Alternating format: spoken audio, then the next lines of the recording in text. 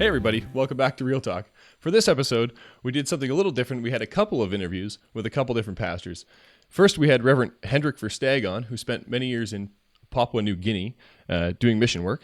And then after this, we had another interview with Reverend Bruce Parnell out of Stillwater, Oklahoma, our friends to the south. So we hope you enjoyed these conversations. We talked about their mission work, a bit of what they experienced in the different cultures, and also how psalm singing and song selections affected their mission work in their different contexts. So first off, we have Reverend Hendrik Versteeg. He was called by the church in Toronto, our Canadian Reformed Mission Board in Toronto, to go to West Papua. He spent many years there, came back and spent a lot of years in Chatham as minister, and was then sent to the other side of Papua Island to Papua New Guinea, where he spent many more years. There's a lot of wisdom there, and we hope you enjoy our conversation. And we'll be back to you with Bruce Parnell right after that.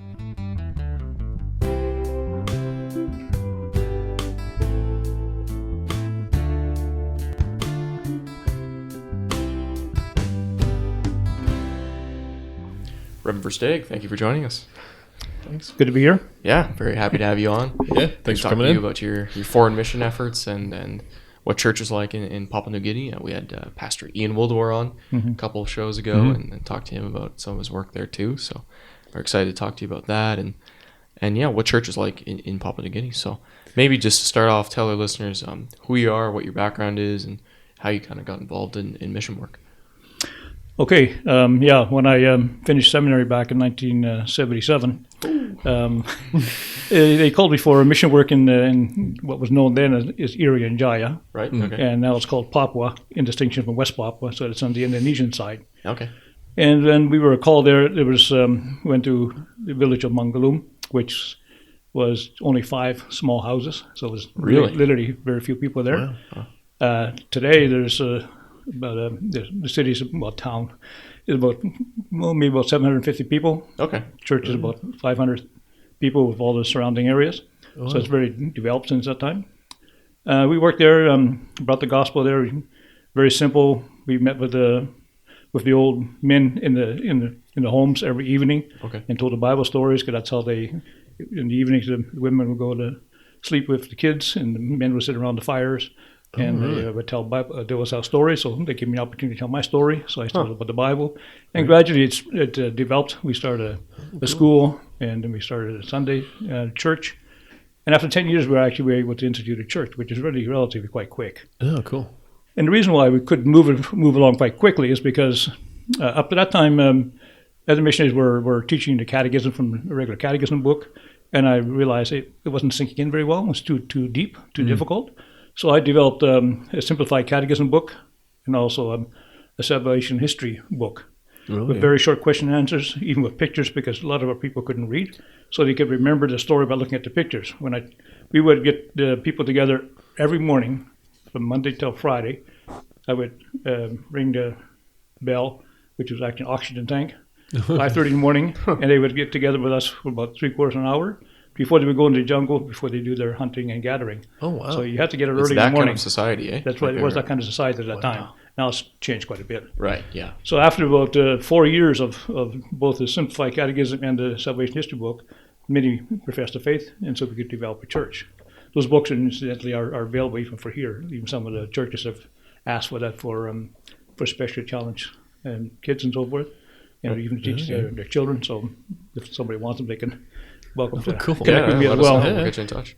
But then, so we instituted a church after 10 years, and then we tried to find a new place to work, and we ended up on the coast, and there we developed 2 churches on the coast. All the time we were there, we also set up a seminary. I was part of the Board of Governors from the very beginning, and so the seminary ran very well as well. And after 17.5 years on the field, we lost our visa because Islamization was going on. The government didn't like that Irian Jaya was 60% Christian, while the whole nation was 90-some% Muslim. Right. So the way to do that is send the Christian missionary home. So we had to renew our visa every year again. And so at that point, we lost our visa in 1995 as well. Wow. And did they shut down the seminary at that point too? No, the seminary was shut down afterwards, but that was not so much because of the government, but because some conflict between some of the Dutch lecturers and a national board of governors. Oh, okay. And now we do have a seminary in Kalimantan and Sumba, so which our students go to as well. Neat. So we returned back in 1995. We still work 2 years yet, living in Toronto, helping our kids to adapt into this culture because they were basically foreigners, right? They were born and raised in a foreign country. Yeah, your kids are okay. Yeah. So during that time, I wrote a book on Islam for the seminary in Boma, which was in Indonesian. And then I got a call to Chatham. I spent 12 years in Chatham. Wow. And then the Mission Board of Toronto asked if I would go back to the mission field, this time in Papua New Guinea, because we had some 6 areas in Port Moresby area where we were bringing the gospel, and there was one in Ley at that time too. Now there's more in Ley. And they needed help with organizing church life. We had 66 places where they had different song books and they weren't connected at all. And so, having had some experience in the West Papuan side on developing church planting, developing whole church, point of institution, developing federation of churches, how they relate to each other with classes and all that, and developing a seminary. So they said, "Can you help us on the P&G side?" And so when we got to P&G, one colleague of mine was there half year before I was from New Zealand, but he didn't know how to go about setting up the seminary. Well, I used the material, I used more or less the structure that we had in West Papua because it worked quite well for the Papuan situation. Right. I used the curriculum more or less from we have in our Hamilton seminary. Oh, cool. And we developed that the program. So we wrote all those courses in the first 3 years. It was a lot of work. Oh, wow. Yeah. Well, so we're preparing course material and teaching, and then preaching on the weekends. So it was a very, very, very busy time. Wow. Yeah, that sounds busy. So now we were able to develop a songbook, and that really united churches. We were able to develop also classes and histories and classes, and so that also united the churches as well. Oh, that's so cool. That was great, and now the seminary is running quite well. I repatriated 3 years ago because I was 65, and the mission board said you should come home and enjoy your kids and grandkids. I wanted to continue to 70, but they said no, go home. But it was good. I think it was a good move. Yeah. Everything was set up well, and it was running quite well. And we have now 5 national pastors in the field doing excellent work. Nice. And so now the person who replaced me was no longer a minister, but a teacher from New Zealand, and senior teacher, which is good because I think it would help to develop the school a little bit better. You know, Right. I'm not really a teacher, I'm a preacher, right? But it did set up the school, the seminary part. But he's doing a great job. But we are short of missionaries, and especially now with the COVID situation, Right. it's Yeah. very, very tough. Reverend Klein is really, he's the only missionary minister teaching all the seminary program, and also preaching in the churches. And since what happened was, when we were supposed to leave 3 years ago, unfortunately, my colleague from New Zealand had some very serious struggles. He had to go home too, and he didn't come back. And they're still trying to find a replacement. It's 3 years now. So during this past years, they've been finding guest lecturers to help out. We've been going back every January till April, May, helping out as well. Also get out of the snow. Yeah. And but with the COVID now, it's very difficult. We were there this past year, and I came back in April. And because of COVID, they can't get guest lectures. So right now, they've asked if I would help write some courses. So I've just finished reading the whole Christian doctrine program. And it's two big manuals, about 650 pages altogether. Yeah. Wow. And now I'm writing the dogmatics program. And I've done three blocks ready. And I'm writing all this year as well, 6 blocks.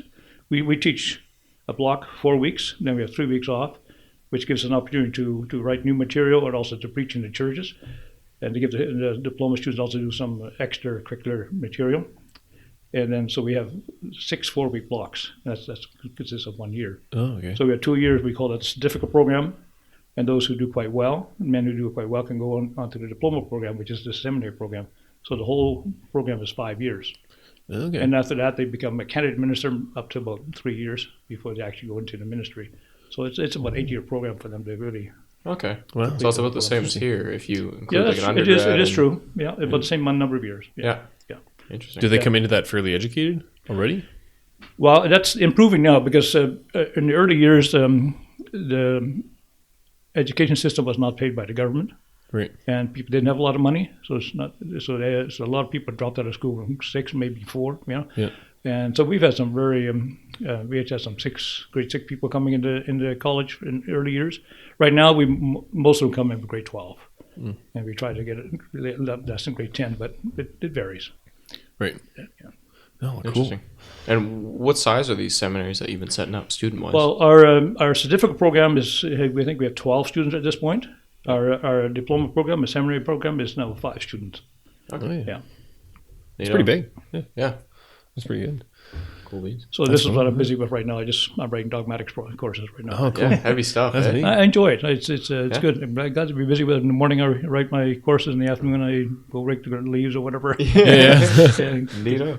So all those churches are you said you've created a classes there, and so they're affiliated. Well, would be sister churches, but are affiliated with the Federation of URC churches in Australia. No, this we are all mission churches at this point. There's no real official connection, except via through the missionary, Right. right? And you can say the daughter churches possibly, but no, there's no official connection at this point. Right. No, they just when we first came, they were all different areas. Some were half hour away, another one was an hour away, another one was 3 hours away, so they're quite far apart. And they all had their own songbook, their own way of worshiping and so forth. So we were able to develop agree on the liturgy, and we got the songbook written up a little different. Because what happened in when I came there in 1997, those churches were taken care of by the Australian Mission.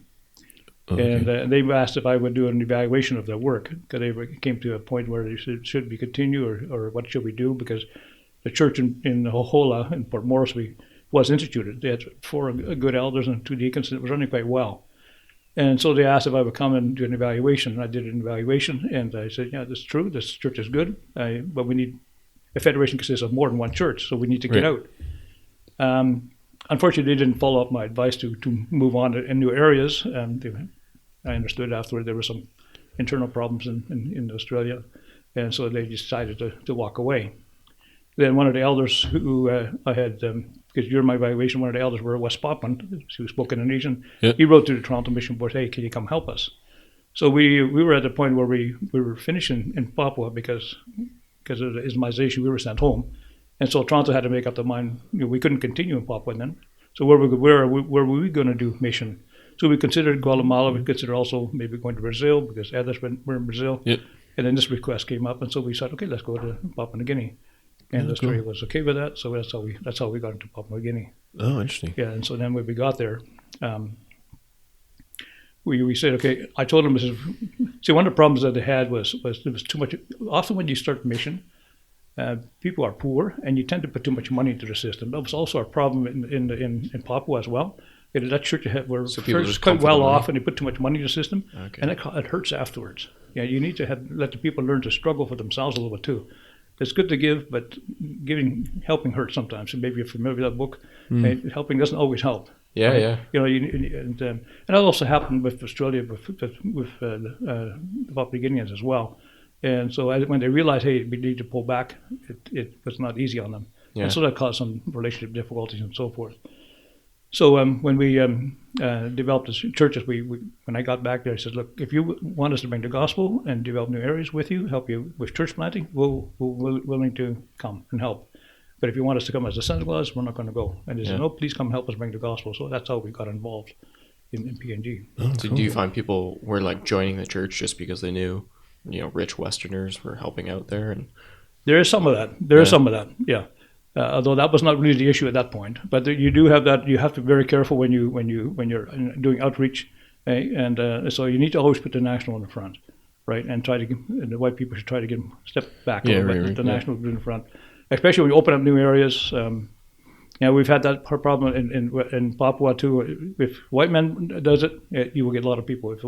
If one of the local people do it, you wouldn't get as many. But that's okay. At least you got solid people. There will be people who do really want the gospel, not the white man stuff. Yeah. So it's a difficult situation. Yeah, because I guess they see it as like kind of a way up or a way out. Yeah. Well, there's a certain what we call cargo cult, Okay, Right? They yeah. think that we took their money and we're going to come back, but we're not going to give them the money back. All the cargo. Oh, Right? really? There's that idea a lot of Yeah, people have. Yeah. Interesting. Yeah, because it's a very primitive culture, or at least it was before. Probably the 70s, I guess. Right? Yeah. Well, I think the Papua New Guineans were further developed than the West Papuans. So Yeah, West Papuans was really very, were out yeah. in the jungle. I mean, Yeah. when we got there, there was just grass skirts and penis gorge, Yeah, and all I've read that kind of yeah. stuff, right? I've read You know, that book, yeah. Lords of the Earth. Are you familiar with that? I guess Don Richardson wrote Yeah, it. oh yeah, yes, which is that part one. of the- Yes, That is yeah, when they yeah. first started going to he's this in, tribes. He was in an area about 3/4 hours from us. Okay, yeah. Yeah, yeah. And that was like very barbaric, and that was only the 50s, I think, Yeah, right? that's right. 40s, 50s? Yeah, he was just before us. Yeah, well, that was, yeah. yeah. So, yeah, it's very interesting, but how is it different than in Papua New Guinea? That it's a little bit more urbanized? It's further developed. Because I think the Indonesians suppressed the Papuans in West Papua, and they consider them as not really human people. They actually use an Indonesian word where they have to make humanize the people. They call them orang-hutan, which is like a monkey, right? Oh, okay. And so they really oppress the Papuans, and they feel they feel oppressed. When I went to Papua New Guinea, I said, "Wow!" I was amazed. It was good to see Papuans who were proud, who could do things. You could actually they could drive cars and they could speak English, Yeah. and so the Germans had been involved, the British had been involved, Australian later on was a lot of work in there, and so that the whole nation developed much better. Oh, wow. The education system ran more or less better. Yeah. Okay, and so they were further developed. And actually, as far as religion goes, on the West Papuan side, we didn't have too many Muslims in the early years. Later on, they came in, and that's why we had to leave. But there's a lot of animism, right? There's all kinds of different clan religions, right? Yeah. Different gods and so forth. Whereas when you come on the PNG side, there's hardly a person who hasn't heard about Christ. Right. And you have every sect and cult and church you can think of is probably there, because everybody thinks it's virgin territory. It's where we have to go. Right.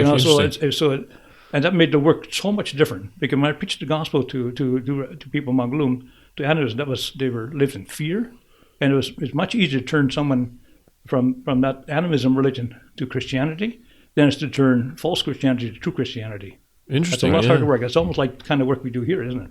Right. Yeah. You know, Yeah. people hear about the gospel, but are they convicted? Yeah. Yeah, that's a challenge, eh? Yeah, it is. Huh. And what's it like to train like native elders to go out and be church leaders there? It takes a while. It's more hands-on than here, Okay. right? And so that's why we call them candidate elders. Yeah. And I've had when I talked to one minister one time, he charged us for playing church. And he said, "Well, you're making official decisions, and when they're not really ordained." I says, "You have to roll with the orders you got." Yeah, and the way the best training for them is not just simply teaching them how to do things, but actually let them do it too, even if they're not fully ordained. But Right. but us being ordained, of course, gives that official character to it. Right. But that's the best way to learn. Yeah. Okay? And there are certain things that when we need to institute a church, the hardest thing is discipline. It's very hard to discipline a relative. And of course, when you're in a certain village, everybody's connected because you're Small. always somewhat connected. So it's very difficult to discipline a relative. And I remember sitting in a consistory with the brothers there, and they're moving towards institution. So I said, "You guys got to do it yourself. I'll just lay back and I'll give advice if I really feel I need it, or when you ask for it. And when it comes to discipline, they just sit there and they sit there, and they hope that you break the ice and give the answer. We should do it." I said, finally, when they are able to do it on their own and realize it's so important that they need to make a decision, and I say, "Okay, now you're mature enough to move forward." Yeah. That's a difficult one. Is that a confidence thing, or is there a real difference in culture over there when it comes It's to a different culture. Okay. We call that a shame culture. Oh, okay. And people tend to be very quiet and be very careful to charge someone else, or to be very careful to speak up, because they're afraid of being shamed. Right? And if in class too, when I'm teaching a class, and you could hear here you can have interaction with your catechism students quite easily. Yep. But there, try to get some interaction. Very difficult for them. It's the situation where the teacher teaches and they are to listen, But to get them to interact and to give an answer, very difficult. Unless they know for sure they got the right answer, they won't give you an answer because they're quickly ashamed when they say, "Oh, I got it wrong." Right? Really? But it makes it very difficult for church life as well because, again, in discipline. I try to convince that we do need to have the announcement with the name on the second step of discipline. Church is still struggling with that one. Some churches will do it, other churches just can't do it. Really? Because they feel it's too shameful to mention the person's name from the pulpit in the congregation. Interesting. It's a struggle. Well, that's definitely a cultural thing, eh? Yeah, I guess we have that a little bit, I guess, in kids in school. Like you don't want to give the wrong answer, but in the same, it's not really a shame thing necessarily. Right? It's just it's a little bit more embarrassment, but we have that here too. But it plays a major role. It sounds like a major role in society and how you rank in society almost. Yeah. Yeah. Did you find other big cultural differences? I mean, this is an obvious question, I guess, but because Pastor Ian talked about here in North America, we have a very individual culture. Yeah. Is it much more community oriented over there? Yeah.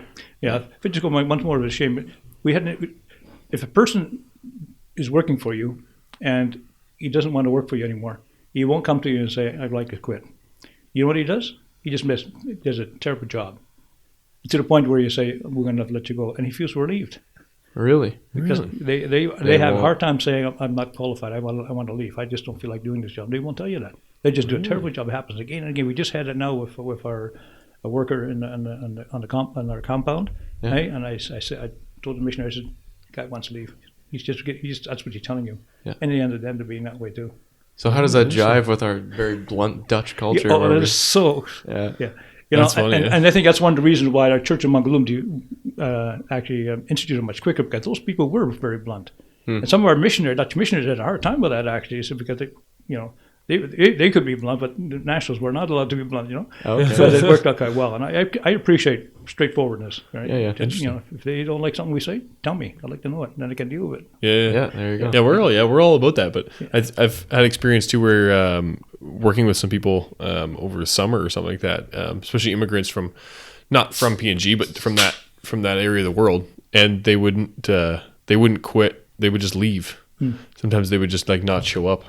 And then you'd be like, "Oh, I guess he's not coming back." And it was so weird to us, but I guess it was just a cultural thing. Yeah. Funny. They're very relational oriented, much more so than we are. And that again, they're very friendly, and that's not just to your face. They are very friendly people, but relationship is number one. For example, we have a budget, and we really stick to the budget, right?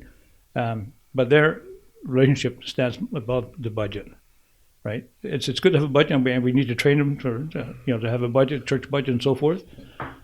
But I'll give you an example. This was on the West Papuan side. Happened. I trained a church treasurer to run the finances for the church, and at that time there was still money, so quite a bit of money coming in from the Netherlands for helping out with the flying, because it was very expensive, and various other things.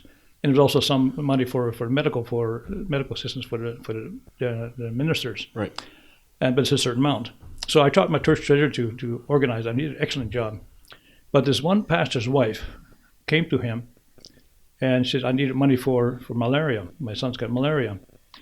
And she came to him quite easily for all kinds of things. So at a certain point, the church treasurer said, he said, "There's no more money for you. You used it up." And so she leaves. She's upset. Of course, she leaves. She comes back again, and she says, "No, you use it up. Sorry, you have to find other ways. Find other money from somewhere else, maybe from your relatives or whatever." She comes the third time. He has to give, because otherwise it breaks a relationship, and so he ends up giving. We have in West Papua, we had the church organization, but we also had I call it the Federnaste, that took care of more of the education, the medical, the agriculture wing of things. Okay. And we always had a visit from someone from the Netherlands who came and checked on that work. And they also had a treasurer for that work. And this man from the Netherlands came and talked to me because he struggled with his treasurer. He says, "Every time I go through the budget with him, there's always money missing." And we West Papuans tend to say it's corruption. And I said, and I always warn the missionaries, be careful, don't use that word corrupt. That's a bad word, especially in that culture, because it's shame, right? And I said, but you need to understand, why is it missing? It's again relationship. So I told them afterwards, if 10% is missing, clap your hands. It's great. Doesn't mean you don't teach the people to try to work on a budget, but it comes with time. It's a change of culture, right? It's the same thing with time management, right? That's a tough one too, because we church starts at 10 o'clock. We start at 10 o'clock. Well, you go there, and especially for new missionaries, they struggle with that sometimes because all of a sudden they're missionary there, and they come to church 10 o'clock. Church starts at 10:30, maybe 10:45. I said, "What is this?" Yeah. And church has been going. It's been going for years. Hasn't these people learned yet? It doesn't go that easy. Interesting. And people I've had it sometimes where we try to roll in the reins a little bit. I've had one particular family. I said amen in the sermon. They walk in, and man, it's so hard to work with. Right? Yeah. But it's part of the culture. But that's church is one thing, but then you have consistory meetings or board of governors are going a little bit better. These people are a little more developed, right? But even consistory meetings, you could be so patient. You have to be patient. Yeah, is that something you try to change, or yeah, we try because I guess it's a cultural thing, but you don't necessarily need to change a culture to have a church. But this sounds like a good hindrance. Yeah, it is a huge hindrance, and for some reason, when it comes to school, they will come on time because they have learned to do that when they go to school, right? And so when we have our Reformed Church Bible College or Seminary, classes, both in the certificate and seminary program, they're there generally on time. And sometimes a little not, but most often quite on time. But when it comes to other meetings, like consistories or classes, or whatever, just wander in, Really? But it's getting better. It's interesting. Yeah. Interesting. Maybe let's go back. You mentioned the psalm book that you guys had developed a psalm book there. I'd like to just touch on that. That seems interesting with all the different cultural challenges. You were able to get all those churches together to form the same song book. Like, how did that go for you? Yeah. Well, when we got there, we noticed that churches we had 6 church groups at a time. Now there's 4. One amalgamated. The other one, after 20 years, it just didn't respond well to the gospel. So we just simply shook the dust off our feet and walked away. And the few that were faithful members, they joined the neighboring churches a little bit, or some of the members moved into town and joined the church there. But there's, like I said, the churches groups were quite not connected at all, and the way we connected to churches was through ecclesiastical connection with the classes and consistories and so forth. We met once a month. All the leaders from all the churches met once a month together, and then we had classes at least once a year, if not twice a year. And then the other way was a seminary that also connected all the churches, although it was very weak because it tried to make that seminary theirs, not ours. Obviously it's difficult to do it because they saw we were putting everything into it because they didn't know how to do it. And all the material came from us, of course. Right? But we tried to say, this is your seminary, it's from you, for you, right? And they can really understand it's for them because they're all going back into the churches. But we also try to get them to support a little bit financially, even though it's minimum up. At least it's try to get that connected. And it's growing. Try to get them to participate in special events, graduation and so forth, just to get them the sense that it's theirs. Community, yeah. But the songbook was a really beautiful way to connect it. But that wasn't easy because these church groups came from different clans and they have different customs and different songs. We went to one place, they were singing Lutheran songs, they had some Lutheran background. And we went to another place, they were singing an evangelical song from the Highlands. And then we had a lot of influence from the Catholics and the Pentecostal groups. And so when we went to the first couple of years we were there, it was difficult. I mean, I put a sermon together and I had to find song selection. I had to use different books all the time, right? And then try to figure out an appropriate song from those kind of books. It was super difficult, and we didn't have our own. Actually, in 1997, one church was actually singing from our blue Book of Praise, the blue one. 10 years later, when I came back and we was called a missionary, it was gone, and for some reason it disappeared. And did you have instruments along with singing? Well, the only instrument they actually play is the guitar. Okay. Yeah, because I think the natural music for the native in the jungle is just the bongo drums. Just the drums. In West Papua, they started to develop the little little guitars. Oh yeah, that was like smaller. Yeah, a little small, but it like works quite well. Okay, almost like a ukulele. Yeah, sort of that type of thing. Yes, interesting. Yeah. Cool. But the music we use in the church is a cappella or the guitar. Nice. Anyway, so what do? We said we need to get the churches together, and we need to sing. We need to get a songbook that's good for all the churches, to unite the churches, and something that's good for Reformed worship. And providentially, Dr. Fisser had a speech on a convocation, I think it was 2009, maybe 2010, on the principles for songs for worship. And so we were able to use that. I took that back to the field and said, brothers, can we work with this? So we did. We took all those song books and we tried to pick out some songs that fitted more or less this category, these principles. Some did not so well, some did fairly well. But because you could not just throw the books away and give them entirely new ones, that wouldn't work. No. Because these songs are always close to their heart. And some of these evangelical songs, they're very emotional, and happy clappy stuff. So you couldn't get rid of it entirely, right? Yeah. So it's a gradual change, right? So we took some of the songs from the various books, and then we started to add psalms as well. Okay. And because we didn't have any, so we have I could have taken it along. We have a songbook for the churches, which consists of 3 sections: the Psalms, hymns, and spiritual songs. Oh, yeah. And the Psalms are actually we have about I think about 30 right at this point. Okay. And the hymns are about 46, and the spiritual songs about 36. And the reason why we had the spiritual songs, those are songs where we say, they don't really fit. Some of them maybe could go into the hymn section, but they're a little bit lighter and more. I wouldn't say campfire songs, maybe a bit that way too. And hopefully over time, the churches will be able to evaluate themselves whether they should be in the songbook or should be removed entirely. Right. Because we didn't want to would that fall under like our praise and worship kind of? Sort of. You could say that, yeah. Right, okay. And we didn't want to do this by ourselves because, like I say, we have now 4 or 5 pastors right now, and we have some elders.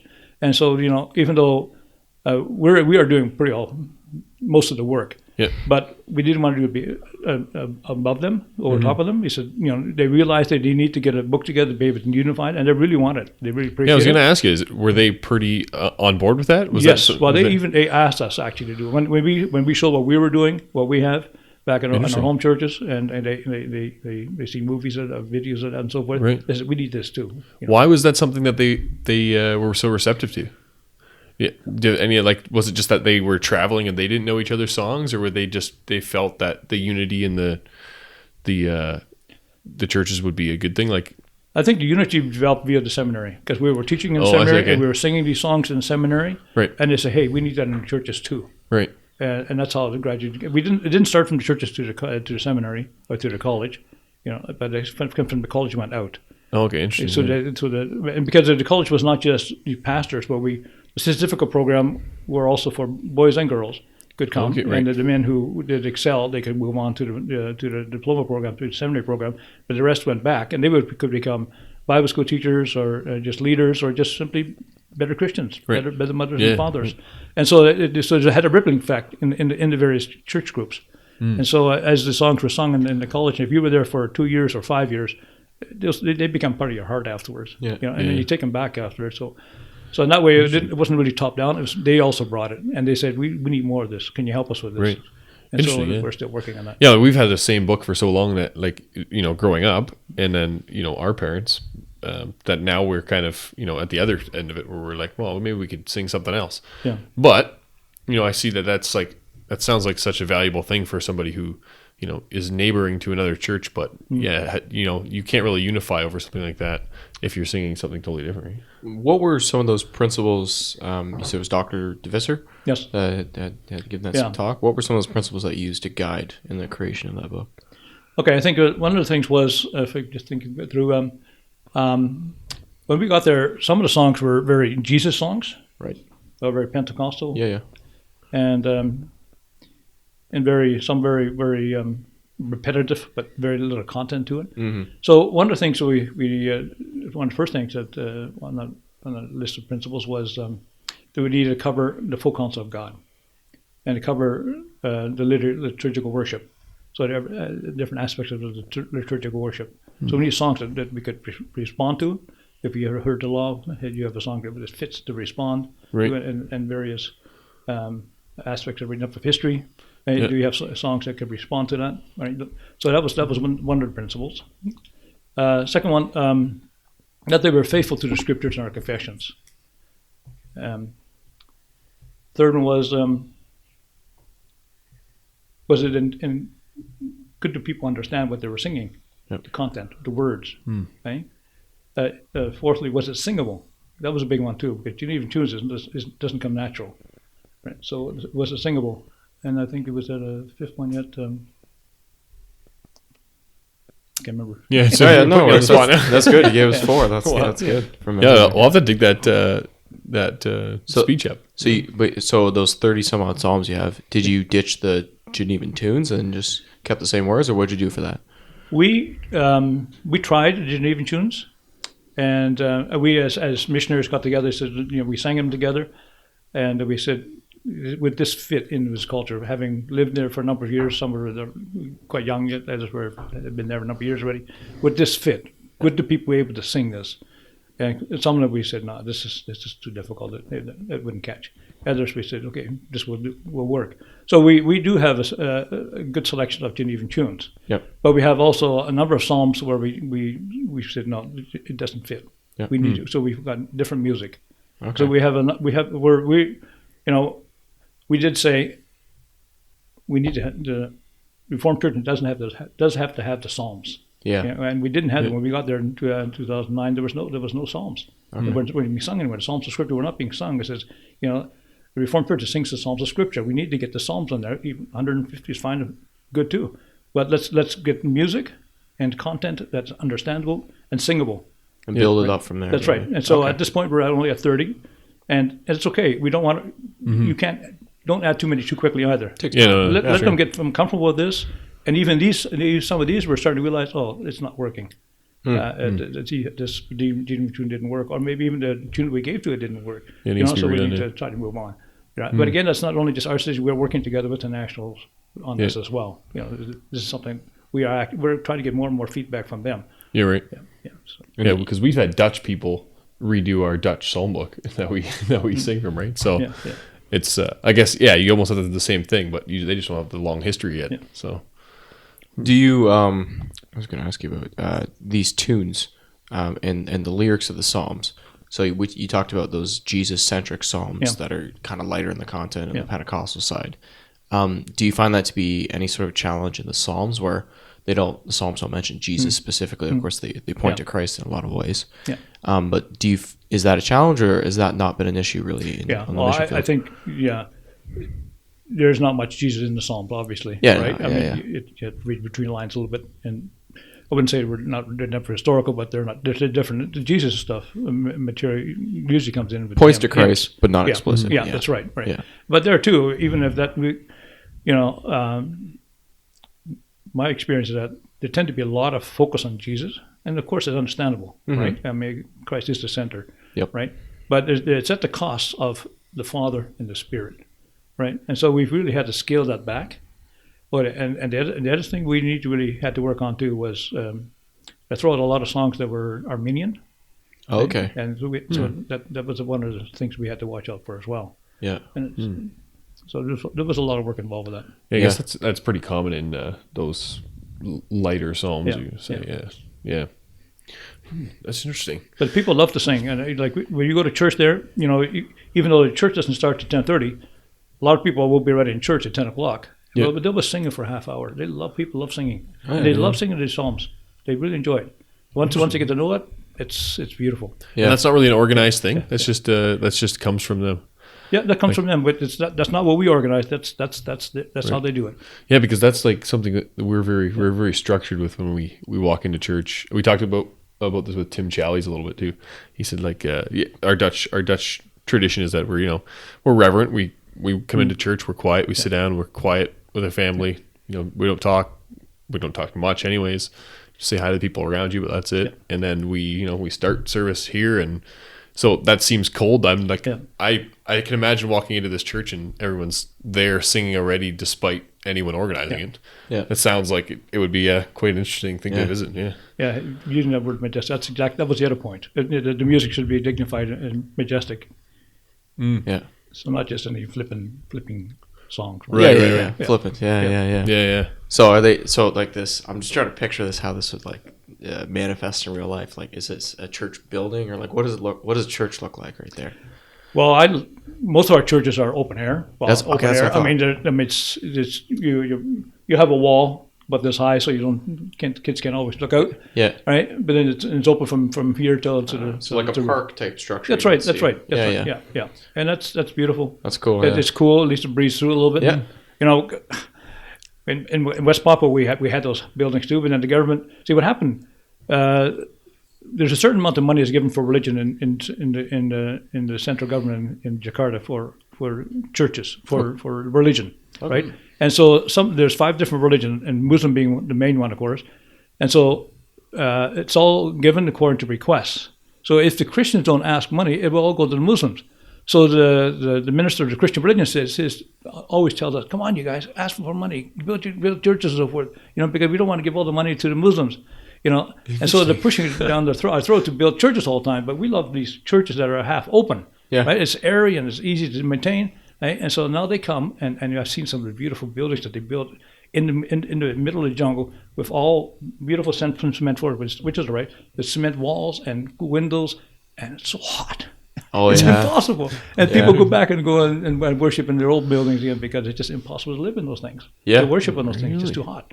Yeah, no AC out there. Yeah, no, not in the bush. No, we have no power in the bush. We just have a little generator that we run 4 hours a night, and that's it. Wow. Yeah. That's interesting. So they give money to just religious groups. That's right. They have a designated amount of money. Yeah, because they don't want to give it all to the Muslims. Imagine that happened here.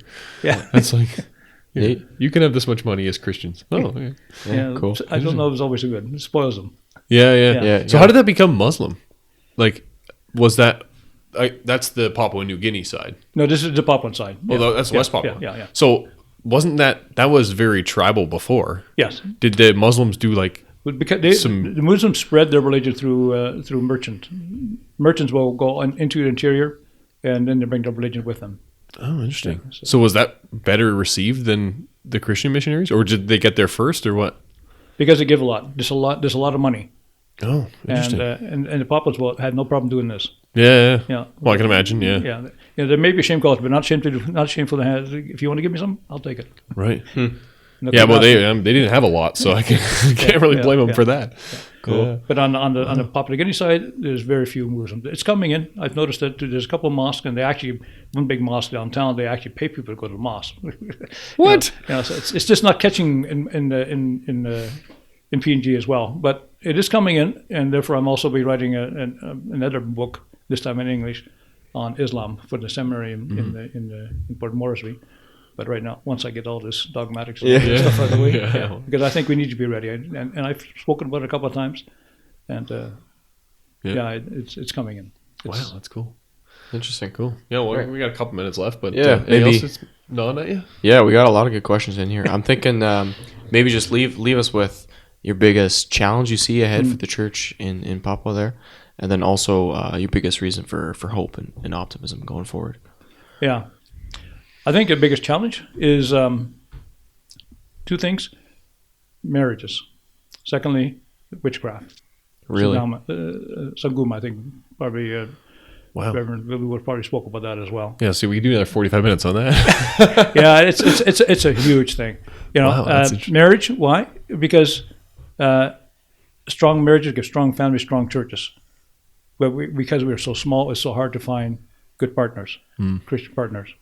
And then you have this attitude where some of our young people have too. Is that, I'll bring them to the Lord afterwards, as if we can change the heart of a person. Yeah, it's a work of the Spirit, obviously through the Word. And so it's a tough one. And people are learning. They're realizing that it's not working, and they see very bad results of mixed courtships, mixed marriages. But there's also very few to choose. So that's also one of the reasons why we need to mix a little bit more. Yeah. Right. Sanguma, witchcraft. That's a tough one. Again, West Papua New Guinea is as bad as West Papua, but I can give you an example in West Papua how deep it is. And we had a conference once of all the ministers and evangelists, and we talked about various topics. One of the books we studied was Frank Peretti's book called "Present Darkness." I don't know if you're familiar with that. No, he writes about a situation where you actually see the Spirit, like Ephesians speaks about the Spirit at work in the universe, right? So he says you can actually see the Spirit. There you see the Holy Spirit or one of the good spirits, and here you see an evil spirit or demon at work. And you're walking down the street, and here's a casino, and says, And the Holy Spirit says, "Go away from it. Don't be Like the tempted by angel it." devil on your shoulder kind of thing. Yeah, and the evil spirits try to tempt you. So you see the battle going on, and that's really, I think we live in a more spiritual world, and that's the reason why we dealt with this book. I think it's more spiritual world down there it is out here. Here we're going to be very physically busy, right? And but then the question I asked the ministers and the elders and the evangelists is if someone came and tried to jinx you, can you do it? Okay? If someone tried to hypnotize you, can you do it? I've had people try it on me. Yeah. Not successful. Yeah. Why not? Because you say it's not for me. Yeah, I just Right. Yeah, that's exactly the point. But that whole crowd of all the ministers and evangelists, no one put up their hand except for one minister says, "No, you can't touch me." And I thought, wow, is that what the Lord's building church on? People that were so afraid. They're afraid that they could be jinxed. Really? And they're the gospel preachers. Well, it was good we talked about it, because I did change the whole thing. Everybody did think about it. We need to live about fear. Yep. But that fear is also on Papua New Guinea side. And again, I had to address the people that says, because they keep their mouth shut. Then you realize, they're fearful. Yeah. It's a real struggle. The fear of witchcraft. Okay. Don't dare to speak up, because they might be charged afterwards. Yeah. Wow. It's a tough one. Okay. Wow. And then the reason for hope going forward. Yeah. Defeat the witchcraft. Well, I think because the gospel is reaching and is having inroads. We do a lot of street preaching. Reverend Klein has been involved with that. It's a lot less in the last couple of years because he's lack manpower there right now. Mm-hmm. Reverend Ryan DeYoung is doing great work on that side, which is good because it's open for that there. And people are saying, "Wow, we've never heard it like this." Yeah. And they hang on your words, right?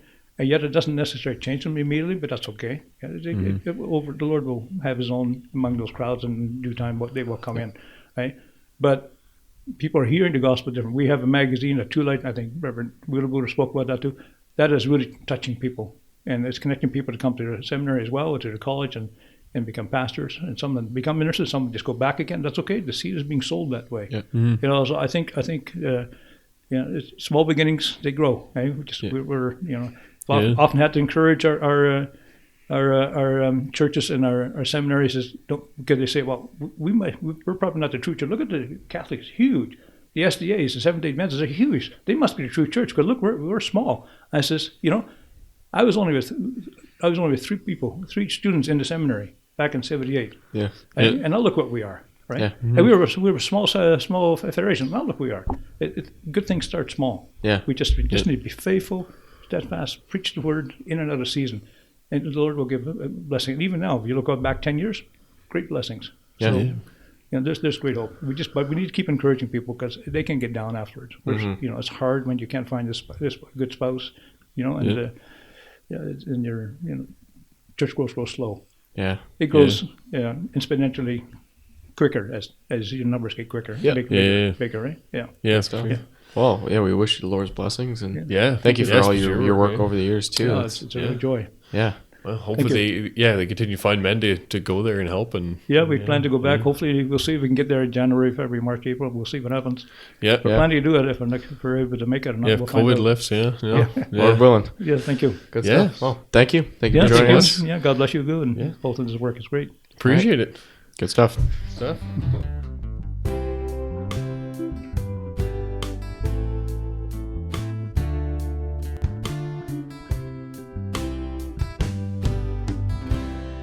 Hey everybody, we hope you enjoyed that conversation with Reverend Versteeg. Next, we had Pastor Bruce Parnell on. Bruce is a pastor in Stillwater, Oklahoma, in the Bible Belt of the States. So it was cool to have somebody on from a different context, also than ours. He's part of the RPCNA church.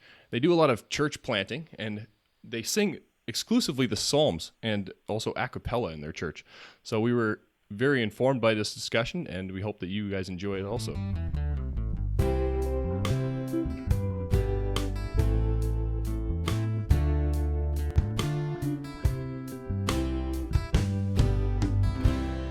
Pastor Parnell, thank you for joining us today. All the way from I'm really Oklahoma, glad to be here. Thanks. Yeah, we're very excited to talk to you. Unfortunately, can't be in person, but of course, you're quite a distance away down there in Oklahoma. Is it Stillwater, that is? Stillwater, Oklahoma? That's correct. Yes. Wonderful. Cool. And what's Stillwater like? Big town, small town? It's I would say medium size. Okay. We have about 50,000 population. Yeah. It's a major NCAA university that's here, Oklahoma State University. Okay. So that gives a kind of a bigger town flavor to the city. And we're about an hour away from Tulsa and about an hour away from Oklahoma City as well, major metropolitan areas. Nice. Okay. Neat. Okay, cool. And so we're talking to you. This is Thursday, 2 days after the election, and we're not going to go into the whole politics thing. But what's the mood down there right now? Like, what's it like in Oklahoma? Yeah, it's I would say muted. The Midwest has been much more conservative, I would say, than the coastal areas, the West Coast and East Coast areas. And so the Midwest has been very red states is what they are describing as supporters of Trump. And so there's concern about the direction of our country, and there was concern about the character of President Trump as well. So it's kind of a mixed bag for all of us, I think. Oh, it's good to see that you actually counted your votes, though. So in Oklahoma, I guess. Yes. Still waiting on a few. That's right. Yeah. Well, we up here in Canada, we do regularly pray for our American neighbors and to bless the election and for peace and stability in that country, because you guys are important. So. Yeah, it seems to matter more than our election, so we'll see. Yeah, somewhat. So maybe let's just start off. We want to talk to you about your work in your church and what you've been doing, and specifically we'll get into like the issue of what kind of songs you guys sing and how that goes for your churches. But maybe just to start off, let's just introduce yourself and your background, how you kind of got to where you are now in your ministry and what you're doing. Yeah, very good. Yeah, so I'm a pastor at the Reformed Presbyterian Church of North America. If you like the alphabet soup, that's the RPCNA. And I've served here in Stillwater, Oklahoma since I graduated from the Reformed Presbyterian Seminary. It's about 30 years that I've been here.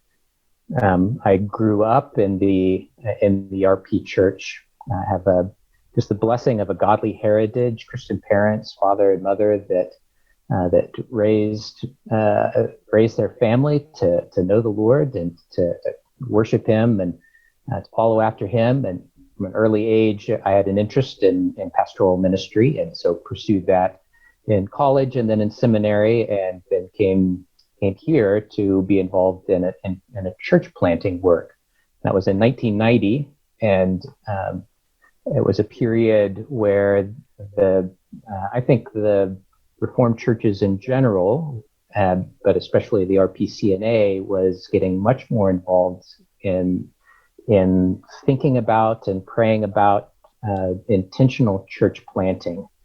It's not that hadn't happened beforehand in the history of our denomination, but it seemed like it was less intentional. It seemed to be more the following of people as they migrated across the Midwest, and so churches would spring up as people moved for work or for family or things like that. But the church began to think a little more intentionally about the mission of the church and the role of church planting and some of the unique questions that come up in that aspect of church work. Okay. So when you say church planting, I'm just trying to get an idea. Do you mean more local work in the cities that you're in, or is it more of a missional move away from where you are kind of church plant that you're referring to?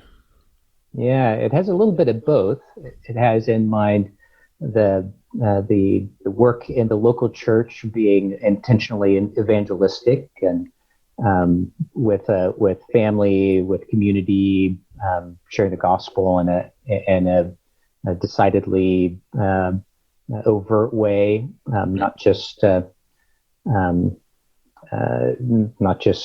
through lives lived in a godly fashion, but intentionally doing that and then sharing the gospel. But then it also involves the idea of going to a new location, of questions that would lead us to come to Oklahoma, for instance. The church in Stillwater was a church plant, and Okay. so I came here, and there were a couple of families that were here prior to my arrival, something of a core group. But God's providence, I was able to serve as an organizing pastor in the church plant here. Okay. So where were you from originally then? Just our Canadian listeners don't know much. Yeah. Well, I grew up in Topeka, Kansas. Okay. So just north of Oklahoma. So this is Oklahoma and Kansas border each other. And so in many respects, I came back from Pennsylvania, where I went to college and seminary, came back to a place where I culturally was very, very familiar and could fit in. Okay, cool. Right. Learn to cheer for some different sports teams, but other than that, it wasn't too hard. I'm sure. Yeah. And so you mentioned there was a few families there before you got to the church. How does church planting typically go in terms of like number of people? Are you guys just parachuting solo pastors in there, or like you bring a couple families along? How does that work for you guys? Yeah. There are a variety of methods, and we try to equip the presbyteries to especially be involved in that work of church planting. That we think that there's a primary care for the pastors and for the congregations that comes in that presbytery model. And so on a larger level, the denomination gives encouragement and training and guidance to help presbyteries do this work. And throughout the last 30 years, I've seen a number of different models used. One that we've thought has been probably the most effective has, for lack of a better term, it's the idea of a daughtering of a congregation, where there's a location that's reasonably close by, where you can have potentially families that are part of your own home congregation that are coming from a different location, maybe an hour or so away from you, and you reach out and nurture something of a core group there, and at a certain point, that core group is then sent out as a new congregation, birthed, so to speak, out of that mother congregation. And the congregations in the RPCNA, we tend to have a smaller membership, or maybe a closer sense of pastoring, and I don't know all of the reasons for that. I think that maybe the Canadian Reformed churches, that you might tell me what an average church plant begins with, but we'll often start with 5 to 10 households, somewhere between 25 and 30 individuals, and our congregations seemingly tend to be small as well. My current congregation is between 80 and 85 members, and that are coming out. It's adult and children all together. Okay. Interesting. Yeah, I think we're navigating through some of that now in our churches. So, trying to understand what the best way would be to do that in our area. So, definitely something that different churches are experimenting with and stuff. So. And how does that work from a federation level? Because like those are pretty small numbers for churches. Are you guys able to be financially stable on your own, or do you have other churches that support you? How does that work? Yeah. So in God's goodness, I'm able to be paid by the local congregation, and I feel very blessed by the way I'm cared for by the congregation. I'm able to give myself full time to the ministry. I don't have a second job. My wife is doesn't work outside of the home either. She's able to stay home, and while our kids have been young, that was a real important investment that we made to give her the opportunity to invest in the raising of our children. Our last daughter is in college now, and so we're in some transition and thinking about other ways that my wife may be involved in a job or something like that. But so I do feel very cared for. For a smaller church plant, though, the denomination does have resources to come alongside and give both financial aid and then also leadership oversight as well. I served on our denomination's home mission board for about 20 years and enjoyed being part of that encouragement, and have been involved in a number of other types of church plants as well in our presbytery. One was nurturing a group that developed in Dallas, Texas. It's about 5 hours away from us, and then even a little further afield in Bryan, College Station, Texas as well, 8 to 9 hours away. And so in those models, there was a core group that developed that was nurtured by the presbytery under a commission, is what we would erect, a temporary governing body or a temporary session for the congregation to provide oversight and care for the souls of the members, and to search for a pastor to come and to help train up local leaders and local elders, and to do the work of the ministry there. Oh, cool. Yeah, so I was wondering, before we get into some of the specifics of your congregation, and we want to talk about singing, obviously. We're from Canada, so I just wanted to lay a little bit of the landscape of what is it like in the States. We've talked a bit on our previous podcasts about the difference between what we see mostly in the Hamilton area, which is a lot of immigrants. Canadian culture seems to be a bit different. There's a little less of an assumption, we thought, about the fact that everyone kind of comes from a Christian background, as opposed to America. So maybe you can talk about that. Like, do you have a lot of say competing denominations around you? When you see people join the church, are they often from a Christian background, or are they churched, unchurched? Maybe you speak to that. Yeah.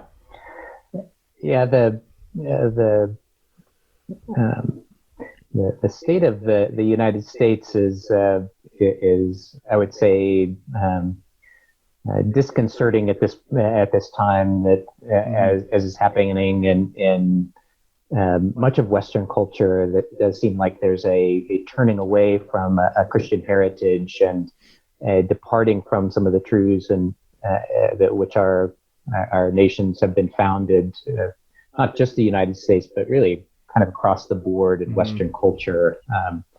That would include Canada.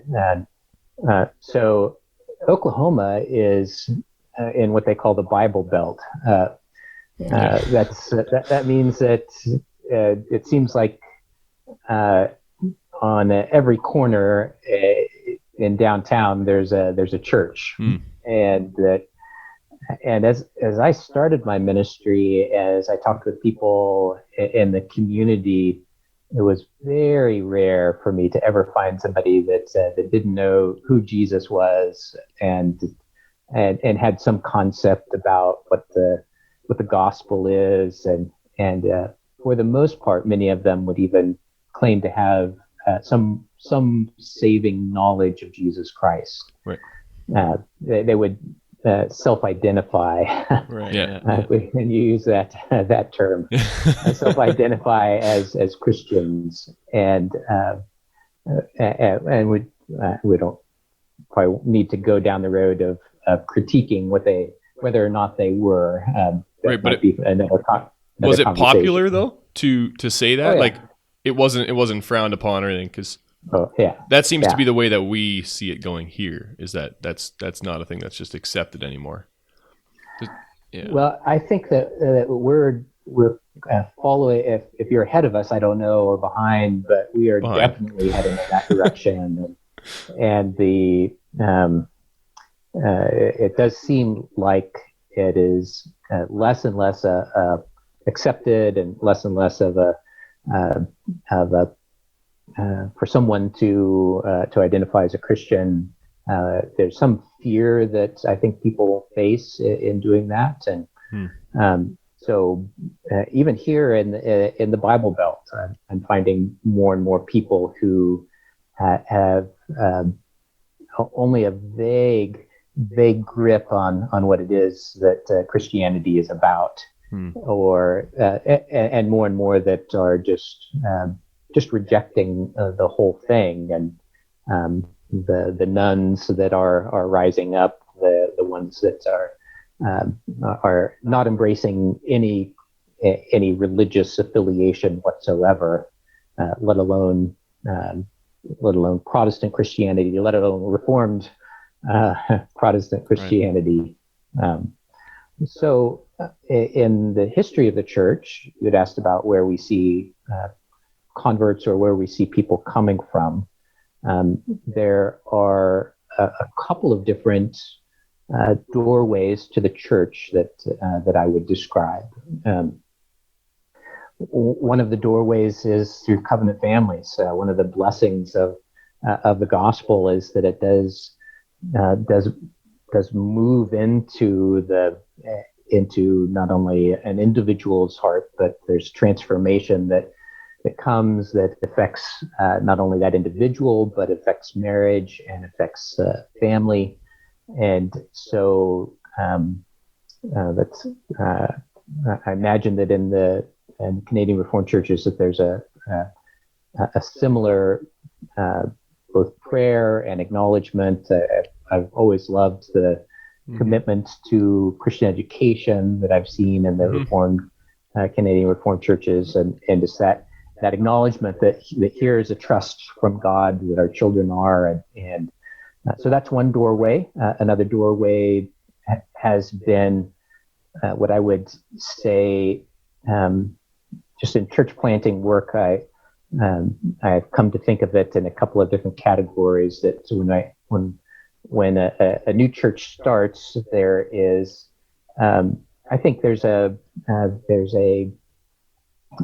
it's right to let people know that there is a confessional Reformed church starting here in this new city. And so you go into a community and you look for people who are looking for you, and there you want them to be able to find that here's a church that believes in the Bible, or here's a church that holds to the Westminster Confession of Faith, and so in a new community that needs to be part of a plan of outreach. There's also kind of a second related category to that. I've called it looking for those who are looking for you, but don't know they're looking for you, but don't know it yet. And by that I mean, in much of the broader evangelical church, I would say there's something of a starvation that's going on, starvation for God's word, a real hunger for I think that the maturity and the depth and the reality of the Reformed faith that's communicated, and they might not be able to articulate it in that way or say, yeah, I'm looking for a Reformed church, but they know it when they taste it. Right. Right. Yeah. Does that make sense? Yeah, it does. Yeah. Do you have any? So it's people who are looking for a Reformed church, and but do you have people who do you find it difficult because there's so much cultural Christianity there to get traction to grow the church? Yeah. That just in a lot of ways, we had one more category, and that's looking for the lost. And I would say that those who are looking for a Reformed church, there's an immediate traction. I mean, that they are looking for you, so there's that immediate traction. Right. For those that are looking for you but don't know it yet, the traction, I would say, comes in the tasting and seeing, and being part of that church, and I would say the same would be true in a related way in reaching out for the lost, those who have no concept of what Christianity is whatsoever, and maybe a story on that subject would be helpful in that in our congregation we had the joy of ministering to a university campus that brings people here from all over the world, and so we had a young man from Korea raised as a Christian there, became part of our congregation. Just a delightful young man, full of the gospel joy, and would share that with others. And he brought a friend with him from Japan, who said, "This is my very first conversation with him." He came to church. After church, he talked to me. He said, "I'm in the same program as my friend Ram. I'm in the same program as he is. I have the same troubles as he has. I go through the very same classes, and he's always happy." And he says it's because he's a Christian. Can I be a Christian? This is my very very first conversation with him. What a great opening to. What a witness! Yeah. Wow. Yeah, it really is. It really is. So there's some of the traction, I would say. There's a life, a gospel life that is lived. It's coupled with the words that are spoken, the gospel that is shared intentionally with someone else, that bears fruit, not just with those that are, I would say, either nominal Christians or those who are young and growing and longing for something more. But also for the non-believer as well, that the doors that are there are often relational, and relational connected, especially to the Word of God, and connected to that invitation to come and to taste and to see what God is offering. Right. Yeah, for sure. So you want to get into a bit of the Psalms just singing and that's a large reason why we wanted to talk to you as well, with your experience in mission planting in North America. How does that work out, especially in the Bible Belt too? When you guys, I believe this is the case, you only sing the Psalms. Is that correct? Yeah, that's right. Yeah. So how does that compare, and how do people find that, especially newcomers to the church there? Yeah, are they familiar with probably a wider array of just general praise and worship, I would imagine, or set the scene for us? Mm-hmm. What's it like there? Mm-hmm. Yeah, so think of those three doorways again, and the Reformed Christians, there's often an appreciation or an understanding at least of singing the Psalms, if not singing just the Psalms. Mm-hmm. And so that's something that is not a huge hurdle for someone coming from in that doorway. The third doorway is it's also not as large a hurdle for someone coming through that third doorway, because what they know of Christianity is maybe by movies or by TV shows or things like that. So their concept of what happens at church is being formed at the very start with a new convert, and so they come to church, and they and you sing the Psalms, and it's like, great, let's do that. Right.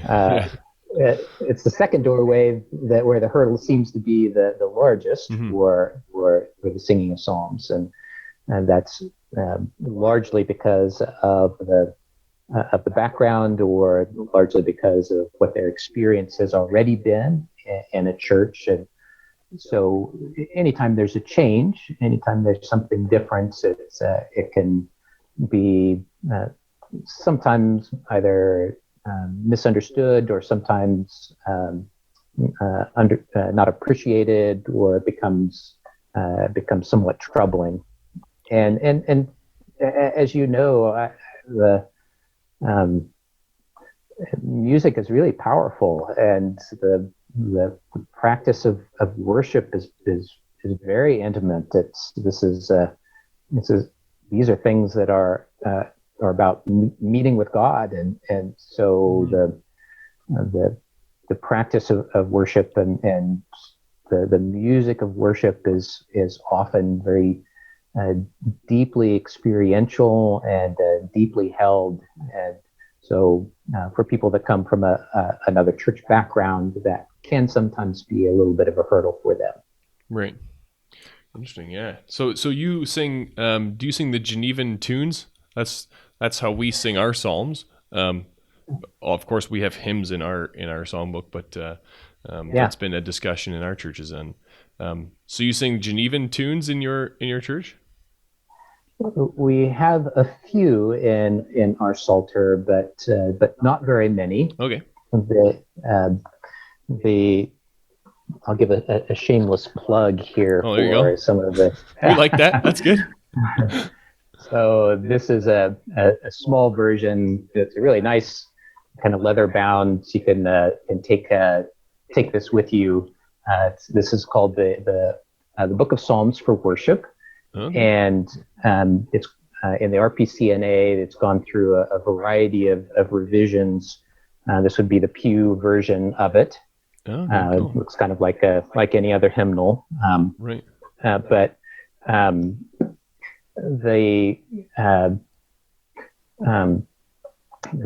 Genevan tunes are ones definitely that we acknowledge and recognize, and on occasions that we will sing a variety of different things. But the thought process behind the revisions of our Psalter have been driven by a desire to make the words especially faithful to the Book of Psalms, mm-hmm. and also to make those words understandable to this generation. Right, for sure. So the updating or the using of modern English rather than Elizabethan English, Shakespearean English, has been part of what our Psalter revisions have gone through. So we also for the most part, many have gone away from using the King James version, read and used in a public or even private fashion. So we'll often use modern translations of the Bible. Mm-hmm.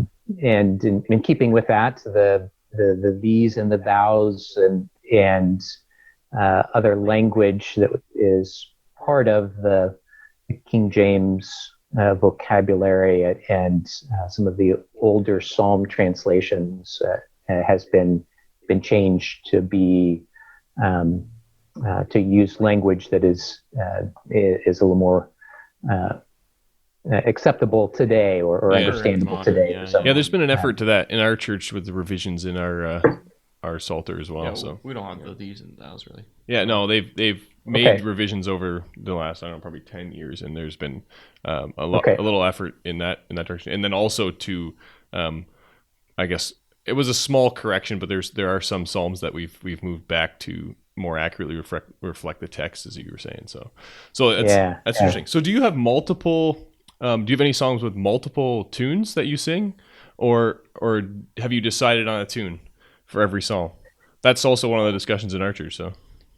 Yeah. So, do you know the idea of the split leaf Psalter? Is that what you guys are talking about by having multiple tunes, or what do you mean by having multiple tunes? Yeah, like we just have Genevan tunes to our psalms, and that's what we have. And I know there's been discussion about adding say a secondary tune. So if you sing, Okay. Psalm, 36 with a secondary tune or something like that.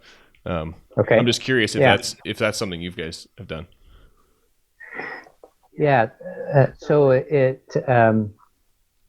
the Psalms do each have a tune to them. The shorter Psalms may have a couple of tunes that are offered that you could sing as it works out. I'll show you a page here. So in this Psalter, you can see that there's on one side there's a 1B, that's Psalm 1 with a second second selection, and then there's a 2A. So A, B, C, D type of letters. Oh, cool. Cool. And for longer psalms, there's a sense of trying to capture either a portion of that would be a suitable portion to sing, and it's usually edited or it's portioned out so that there'd be a cohesive thought within the psalm itself. Right. So that gives some sense of as you're looking for a psalm to sing, that as I often do, looking for a specific theme or direction to go with the psalm, that I can choose a portion of that. And the tunes are ones that have a little bit of a mix as to what they are aiming at. Some of them would be very much in line with, I would say, traditional hymnody or traditional church music that has been part of the history of the Christian church. They tend to have a very strong melody line that has in mind that the main thing about the music is to lead our voices in singing and reflecting the text. And reflecting the text, and but within that, in the pairing of words to music, there can be a lot of a variety that can come out in that. So if you're a musician, our book of Psalms for Worship has really a wide variety of styles of music, major keys, minor keys. It has things that are more recent compositions, as well as older, just recognizable tunes. Right. It also has a little bit of different ethnicities that are reflected in the psalm tunes as well. Right. Yeah. So you mentioned these three groups a couple times: Reformed believers looking for a faithful Reformed church, the evangelicals who kind of come from Christians who come from more evangelical backgrounds, and then the nuns, basically the people who have very little to no knowledge of Jesus. And so it seems to be the Psalms are not an issue for the Reformed believers, not really an issue for the nuns, because the whole thing is just new to them, and they kind of just accept it as part of church. But the people coming from the more, how should I put this, lively, perhaps, traditions, it seems to be a bit of a hurdle for them. So is it more of a lyrical thing? Is there not enough explicit Jesus lyrics in the Psalms? I mean, they obviously reflect Christ, but they don't actually talk about Jesus specifically. Is that the issue there, or is it more still of a tune thing that you're finding? Yeah, a little bit of both. Not only do we sing just the Psalms, but we also sing a cappella. So that that is another distinction that we have as RPCNA. So in fact, that's one of the first things that someone would notice is that we don't have any musical instruments, and the congregation sings and participates in the praise that is being offered up. So the and just that musical style is something that is either not understood well, or it is very different from a praise band type of approach. And worship wars is a term that has often been used to describe what kind of music is being shared in worship. And is that a term that you're familiar with? Yeah, we've heard that. Familiar, but it's not something that we see, I don't think, in our context as much. Like, I would say there's, how many denominations we have? We don't have as many denominations say competing. Whereas I'm guessing there's several in definitely in the Bible Belt where it's even I would be familiar with a few of the denominations there, when here I'd probably be familiar with just as many. So it's less of a question of at least in our Reformed churches in this area, and we're in Southern Ontario. It's not so much a worship war, although there is a bit of that. Like maybe with the Harvest churches, you see a bit more of an open style there with some different song choices and whatnot. So that's of interest to some people in our churches, so they go in that direction. But I think for the most part, people are in Reformed churches for steady, faithful Reformed preaching. And there's a lot of discussion now about how do we improve our song selection, and whether or not to keep our traditional approach of putting the Psalms on a pedestal, almost like the Psalms are of primary importance because they're very much scripture. I've called them gospel. God's playlist in a past episode, and then you kind of have the hymns, which is just there's a certain criteria to select those, and they're often very much based on scripture and faithful to the text. So we have currently 150 psalms to the Genevan tunes, and then we have 85 hymns. So there's discussion about removing that cap of 85 and making it 150. So that's kind of our impetus for this whole episode. So I'm curious for the reason in your federation, why do you guys make the choice to sing a cappella? And then also, why only exclusively Psalms? Yeah, so the first answer to that, I'll give maybe an experiential answer to that, and then a theological answer to that. And so one reason we sing the Psalms is that we love God's Word, and we love the opportunity to take the praise that God has given to us, and to use that, and to recognize that in these words we have Christ declared, we have redemption promised, we have really the entirety of the Christian life lived out in the life of Christ. We have our Christian life been pictured, and we're given words to follow after Christ, and to express not just the heights of praise, but to also express the depths of lament, the confusion of why the wicked are prospering, the agony of remaining sin in our lives. There's this whole anatomy of the soul that is contained in the Psalms. A whole range of emotion, Yeah. And quite frankly, that's one of the things that I see as being beneficial for the use of the Psalms, not just in church planting, but just in the mission of the church. We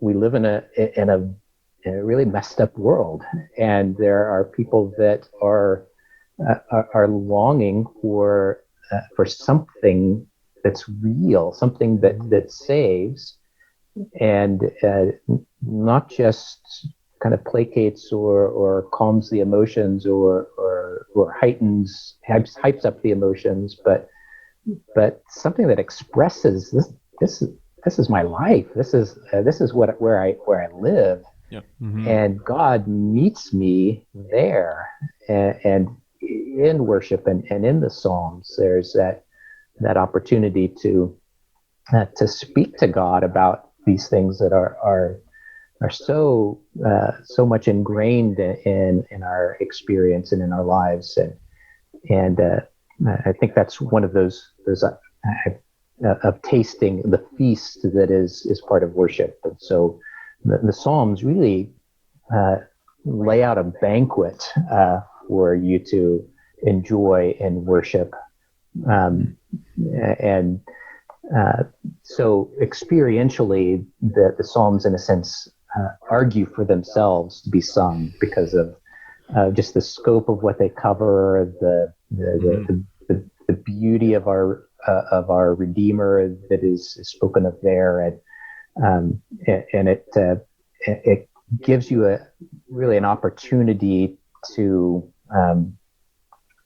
get to know Jesus and through those Psalms, not just in reading a biography about his life, but by singing the Psalms he sang, by connecting with the emotions of our Redeemer that come through in the Psalms. These are what he sang as he went through about his ministry.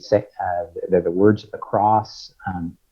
The book of Hebrews just oozes the Psalms and applies them to Christ. So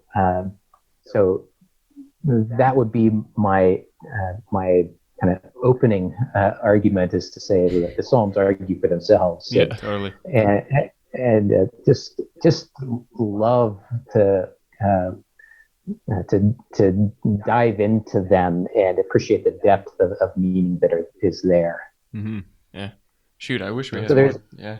I wish we had more time, honestly. We should have done a 90-minute episode. Yeah. That's too bad.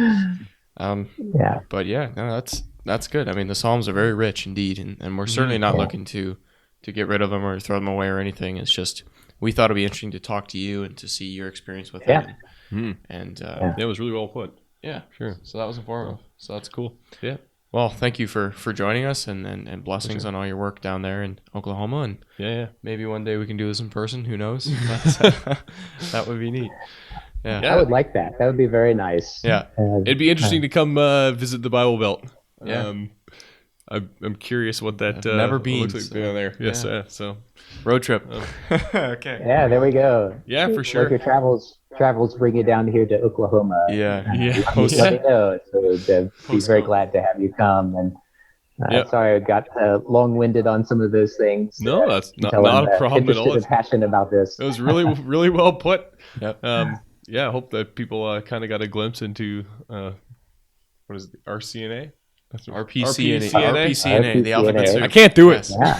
It's been a long day. All right. Thank you. Thank you, Pastor Parnell. Thank you so much. Enjoy your evening. Sounds good. Thanks.